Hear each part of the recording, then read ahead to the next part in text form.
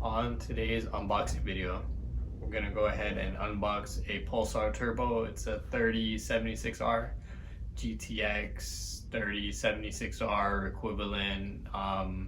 It's a Pulsar Turbo. It's a cheaper, high quality turbo. Let's see what we got. That's how your box will come. Probably won't already be open since I already opened the box. You can see that Pulsar fragile. You know what that means? Do not drop the box. You see here what the specs are. 0.82 AR. What else does it say? GTX 3076R Gen 2 standard. 82 AR T3 flange, Vband downpipe. You see that? I don't know if you can see it. So this is what the box looks like once you cut open the packaging tape. Instapack. There's a cool video about how this expands. It's not like this shape. Even though it looks like the shape, it's not really the shape. Bag of something. And turbo review there. Let's see what's inside here. Vband clamp, just a regular T-bolt. Looks like maybe a 10, maybe 11 millimeter.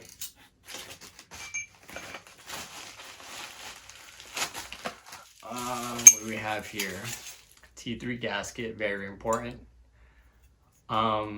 This is a pretty thick gasket. Sometimes I recommend doubling up on it depending on how thin the gasket is, since these do like to break sometimes. There's controversy about doubling up the gasket. I've never had an issue doubling up the gasket, but to each his own. This is what it looks like.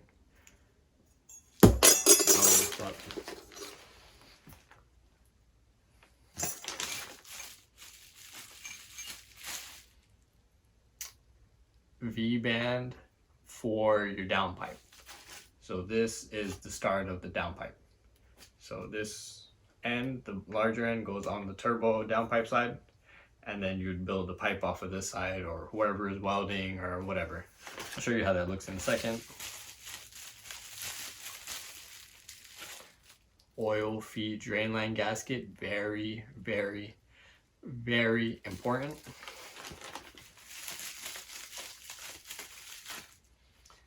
And the correct size turbo feed with the restrictor built in. I don't know if you can see that. See the little tiny hole? That's a built-in restrictor for this turbo, so you don't need to run an inline restrictor. And for the good shit,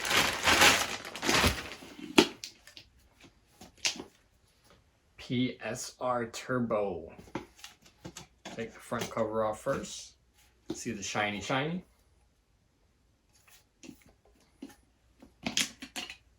Take off the back, brand new.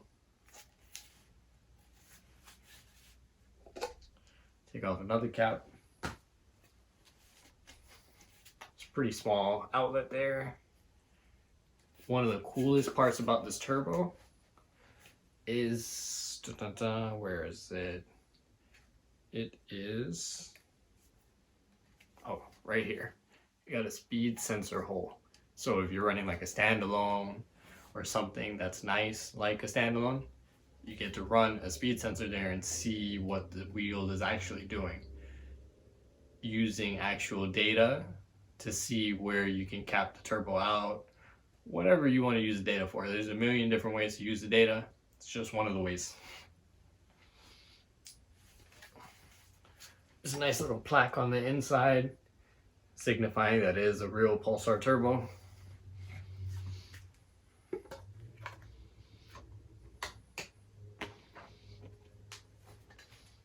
Nice machine flange, T3 flange.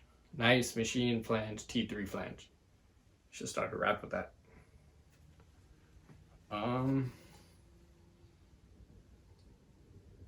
This is ball bearing.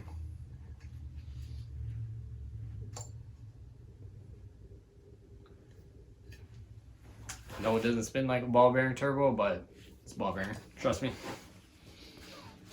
So now, downpipe flange.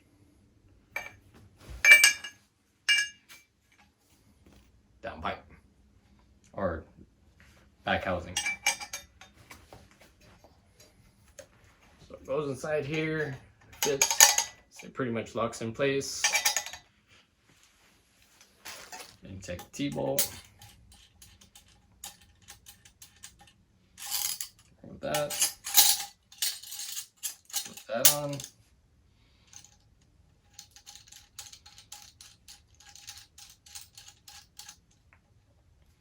If I had a downpipe, we would have just connected the downpipe and that would have been it. Tighten the T-bolt clamp and you're done. And this is your Pulsar 3076 Gen 2. This turbo is good for like maybe, they rate it for 750. Yeah, they rated for 750. It's a really, really small frame turbo. That's good for making big power. Now to put it back in the bag. Not being used, has to go back in the bag.